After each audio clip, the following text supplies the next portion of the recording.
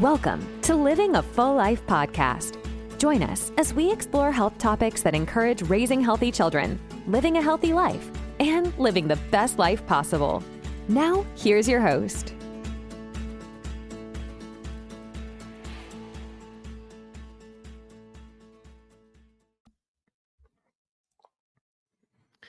Today, we're talking about the best diet to follow if you're an adult who isn't a professional athlete, but you do exercise, move your body, and want to stay healthy long term. Keto, vegan, paleo, Mediterranean, intermittent fasting, which is best? Let's simplify it today on Living a Full Life with me, Dr. Enrico Dolcecore. Thanks for tuning in for another week of Living a Full Life podcast. These are fun. This one's going to be jam-packed, fast-paced, and kind of a summary of all the diet workshops and seminars and podcasts that I've done over my career. There is no one diet to follow. If we really want to look around the world, especially the blue zones, they've been studied so well and deeply because they're trying to figure out why do these certain areas live so long and so well. It's not just their centennial age. It's that they really do really well with overall wellness. And that's the beauty of eating well and a healthy diet. So they don't follow a diet. They don't pick up the Mediterranean diet book and eat that way. Their culture surrounds them with daily habits that just fall into good eating and good exercise. And how can we mimic that in our lives, no matter where we live in the US, Europe, around the world, wherever we're at? How do we mimic that type of behavior to influence our overall health and wellness to get those types of results? These people live with low osteoarthritis, low inflammatory conditions. Balance is great. Their lean muscle mass is maintained. They have all these great things that they've maintained because of the daily habits that they're on. They're not on a diet. Their diet is their habits. And we have to start to focus in that type of a way in order to influence health in our life and maintain wellness and influence our children to live healthy lives as well. It's those daily habits and what we fill our home and our environment with that keeps us healthy and on point with foods. There's a lot of tempting things out there to get both at the grocery stores and fast foods. But what we're going to talk about in today's podcast is how to surround ourselves with things that will just influence us easily to do the right things habitually. That's the focus of this podcast today. So there's some core rules to follow when we talk about diet. We need to prioritize whole foods. This is just number one to the foundation of this. If we don't do this, the rest all just falls apart. It has to be whole food based. We can't be opening up boxes and cans and packages and expecting health in return, health and wellness. It's not going to happen. It's going to come from the whole foods. Whole foods have everything that we need. That's why they're called whole. They have everything we need in them for our macro and micronutrients in the human body. So we got to prioritize whole foods like vegetables, fruits, lean proteins, healthy fats, and even whole grains. Whole grains is what we want a little bit in our diet as well. And then we want, number two, is to balance our macronutrients. Don't fear carbs. They're not bad. We have to get these carbs in. It's just, where are we getting these carbs? They have to come from whole foods, fruits. That's where our carbohydrates have to come from. Fruits, grains, and vegetables. Fats are very important, and proteins. Each plays a role in the human body and are the foundational building blocks to everything that we do. Our hormones, our cells, our skin, everything is built off of the macro and micronutrients that we eat. So we have to minimize processed foods. They're around, they're tempting, they're there all the time. Your job as a parent and as an adult is to minimize the purchasing of these things and the consumption of these things. It just has to be a rule. You just don't walk through the middle aisle. You don't buy a lot of packaged stuff. Reduced added sugars, refined oils, fried foods, and packaged snacks. If you do that, the 90% of everything else you buy is going to be good. It's the number one thing in Western culture that has crept into our homes and into our diets that is the number one cause of most of the diseases that we can link back to is from processed foods. We know this. We all know this. You can't pretend like this is the first time you've heard this. We know this. Minimize the processed foods and also get an understanding of what processed foods are. Some of you are like, okay, I'll pick up the Oreos, but everything else is good. No, if it's packaged and processed in a plant, there is no wholeness to that food. It is diminished. And it's filled with salts, MSGs, preservatives, sugars, and rancid oils. That's the problem with these foods. They actually cause inflammation. That's the issue with processed foods. Once you eat them, it's kerosene on the fire, and it causes more inflammation. Then what we have to do, because we live in this world of processed foods, is eat anti-inflammatory foods. Berries, leafy greens, fatty fish, olive oil, nuts, turmeric, ginger. These things should be in your fridge and in your home at all times because they act as anti-inflammatories when you cook with them or eat with them. They're wonderful to have in your home. We need to hydrate well. Another reason for inflammation is we're just a little dehydrated sometimes. So water first. We have to be drinking water, 100 ounces of water per day. Limit carbohydrated drinks, sugary drinks, and excessive alcohol. Like these things just cause more inflammation in the body. So minimizing the bad, accelerating the good, that's the blue zones around the world and what they do. I think one major thing about most of the blue zones, aside from California's blue zone and Italy's I think just California's blue zone, is they don't have access to all the processed foods as readily as maybe that group in California. But the other blue zones around the world, Japan, Greece, Italy, Costa Rica, these places don't have access to the amount of processed foods like other areas. And that's one of their successes, is because they just don't have it. They're not tempted with it. They don't have it. And that is why they live healthier. When we say healthier, it's not just living to 100. It's making it to 90 years old and walking and still being able to walk, go down the street with the dog, come back. That at 90 is great. When somebody, on your 80th birthday asks you, would you like to come golfing? You're like, yeah, I could go do 9 holes. Let's go. That is what health is all about. Being able to do the things that you want to do and not being disabled. Does that make sense? In a way of old age crippling us down. That is the definition of longevity and health. So timing, last one here. Timing matters less than quality.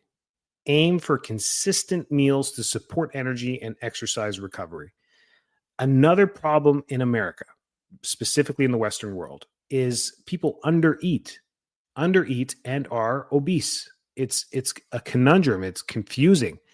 But really, when you look underneath in the panels and the hormones and what's going on the inside, they've wrecked the hormonal balance in their body from all the yo-yo dieting in their lives. And now their endocrine system just doesn't work as well as it used to. They're insulin sensitive. They are thyroid paralyzed. They have a lot of issues that are going on that even though they eat low calorie, they're not able to lose the weight. Their body hangs on to it because of the nutrition that they're eating is processed.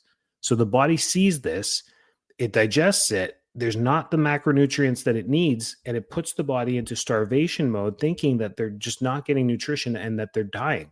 So they don't want to lose weight. That's what happens in starvation mode, is we just don't want to lose the weight. It's metabolic catastrophe, and that's why we get stuck. What do you do to reverse that? Very difficult to reverse it. What you do is you eat more food, whole foods, and then eliminate anti-inflammatory foods. And this takes time. You have to be patient. You have to do it for a while. And what happens with the nutrition over time, it replenishes the body. The body heals properly. We've seen thyroid start to function better. We've seen pituitary start to function better. We've seen sex hormones start to produce better. And all of a sudden now the increase in the natural metabolic changes in the body start to burn fat. So just through food, I didn't even mention anything about exercise. Just by doing that, we have to get ourselves out of the rut of the metabolic syndrome that we're in. So timing matters. We have to eat meals throughout the day. That is what the blue zones do too. As soon as they start to feel a little bit of hunger, they drink water and then eat a snack or eat their meal. And it's time. They wake up in the morning, they have the routine, lunch, they have the routine, and dinner, they have the routine. And I'm going to show you these routines in this podcast today. Here's some meal planning tips before we talk about the foods. I know that you just want to hear, Doc, just tell me what to eat. I'll do it. No, you won't. But you think you're going to do it. But here's a tip. We got to plan for success. So plan around protein. This is tip number one. Each time you're going to eat, You have to think, what's the protein I'm going to eat? Because if you don't think that, then grabbing some crackers and some cheese and some carbohydrates and some fruit and some blueberries and whatever processed foods we grab, chips, all the snacky stuff that we grab is all high in carbohydrates and bad fats. There's very low protein in them. So if we don't think protein first, this is how we really tip the scales to a very high carbohydrate and fat diet and a low protein diet, which is metabolic disaster. So plan around protein. Start with lean proteins first. Chicken, fish, eggs, legumes, Greek yogurt, and build meals from there. I told you about meats. I told you about vegetarian options. I just told you, I covered everyone's bases right there with just those 5-6 examples. So think of protein first. Batch cook. Then we want to batch cook and prepare meals. Prepare proteins, roasted veggies, and grains in bulk to save time. Cook a batch of roasted veggies. Cook a batch of chicken. Cook a batch of, or a whole pot of rice or quinoa or whatever it is for you so that you can portion it and plan it for your lunches throughout the next 2-3 days. Shop the perimeter of the grocery store. That rule still applies well for most grocery stores. It avoids the central aisles where all the processed food is, and that's where all the fresh food live for a majority of the stores. It's a good rule to follow. Make snacks intentional. Don't just wait till you're hungry and go grab the carbohydrate, the pretzels and the chips. What we need to do is we need to plan our snacks, have them packaged so that we don't get into any trouble. Nuts, fruits, hummus with veggies, protein shakes, have these readily available so that you can consume them when you need them.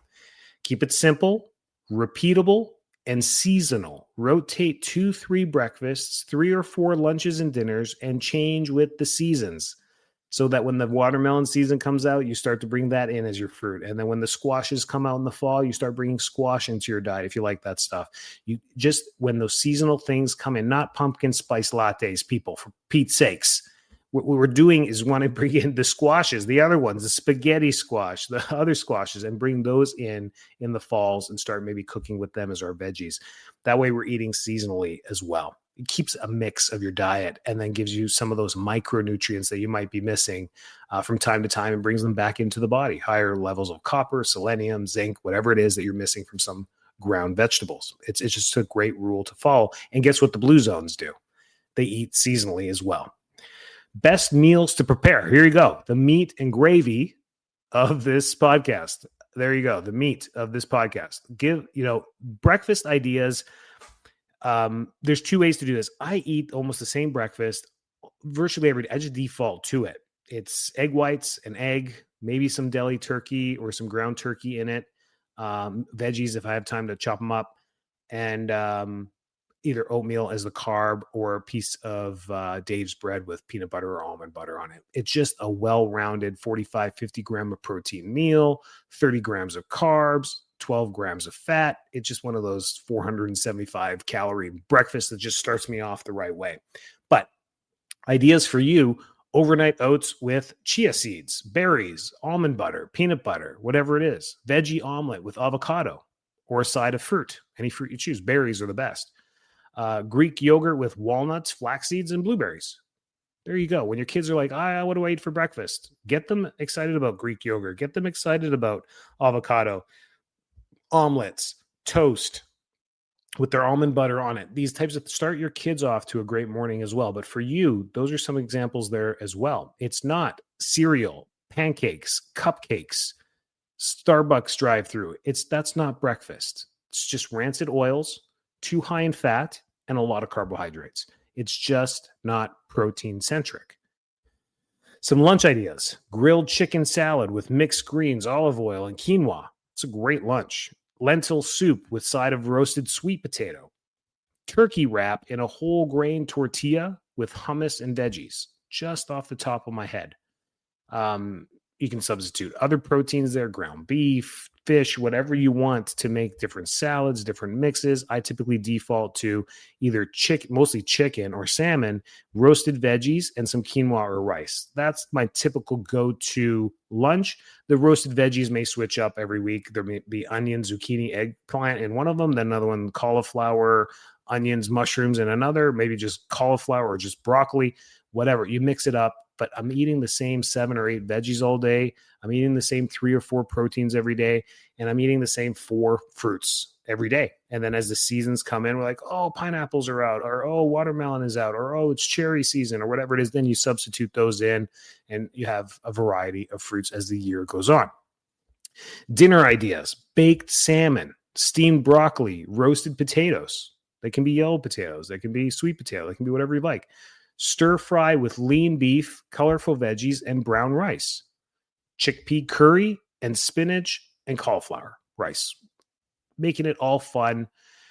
Once you start to learn how foods work, you realize the macronutrient portions start to become a lot easier to follow once you're protein centric. If you make sure your protein's there. Now, how much protein should you be eating? You've heard everything from 0.5 gram per pound of your body weight all the way up to, I've heard 2 grams, which is ridiculous. So what is right?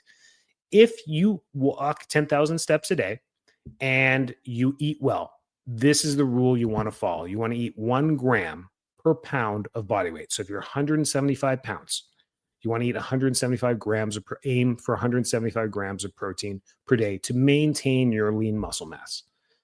If we're in a weight loss program, we go down a little bit. If we're in a bodybuilding program, we go a little bit higher, but that's not most of us. That's very few of us that are doing that at a time. Most of us are trying to maintain a healthy lifestyle.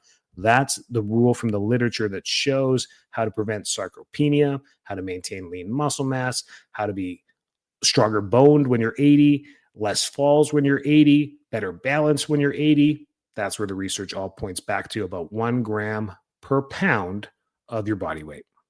Okay.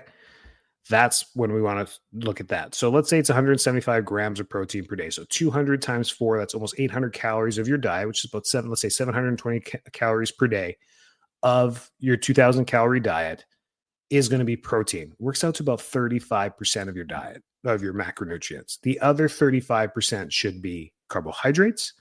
And then you're left with about 30% of your diet fats. That's the simple rule. It's simple. It works really well. It's the blue zone way of living life.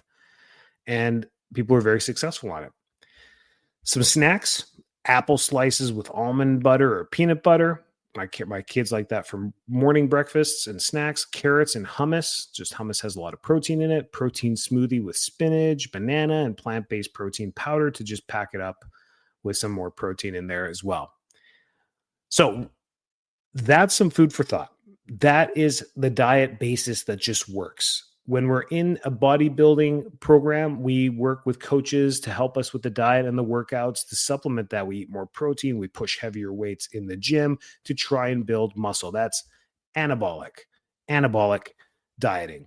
Then there's catabolic dieting, which is breaking down, losing weight. That again is usually coached. We want to have a coach for that. We do the math. We put you in a calorie deficit from 2,000 down to maybe a 400 calorie deficit to 1,600, see how that goes, and see how the weight starts to come off. But at first, we have to have a healthy metabolic system in order to either gain weight or lose weight. So if you're in that category, then you just need a little bit of help. But the fundamental is fix the diet first. Then you're going to start to see results immediately. If you're overweight and you eat like this, you're going to just naturally lose some weight by doing this. It's just the way it goes. If you're underweight, you're just naturally going to put on a little bit more weight because your body is going to be fulfilled with nutrients. It's really cool what ends up happening for a lot of people. And if you're just sick and tired of being sick and tired and you do this, I guarantee you're going to feel better in most ways. Maybe not always, but in most ways, you're going to notice a difference. Health isn't about perfection. It's about consistency. That's what all these blue zones do. It's like their life is on repeat. It's not very exciting. It's not very Netflix. No movies are remade of their lives on Netflix. They're not exciting lives. There's no drama there.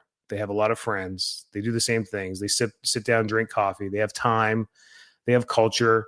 They have social skills. They have socialization. They're not stuck in front of screens. Food is joy. And they walk everywhere. These are how these cultures all make it. And you can see how different our culture is and where we live, off hopping in the car to go everywhere and doing all these things, and why we end up feeling the way we do. Eat real food, mostly plants, not too much, and include protein in every meal. And try and change one habit this week just for listening from this podcast and see what ends up happening. Give us some feedback. Tell us how it went. If you have any more questions, info@fulllifetampa.com. Let us know. Have a great and healthy week. Stay well, stay healthy. Take care. Thanks so much for tuning into this episode of Living a Full Life podcast. If you're enjoying the show, please feel free to rate, subscribe, and leave a review wherever you listen to your podcasts. That helps others find the show, and we greatly appreciate it. Thanks again for tuning in, and we'll catch you in the next episode.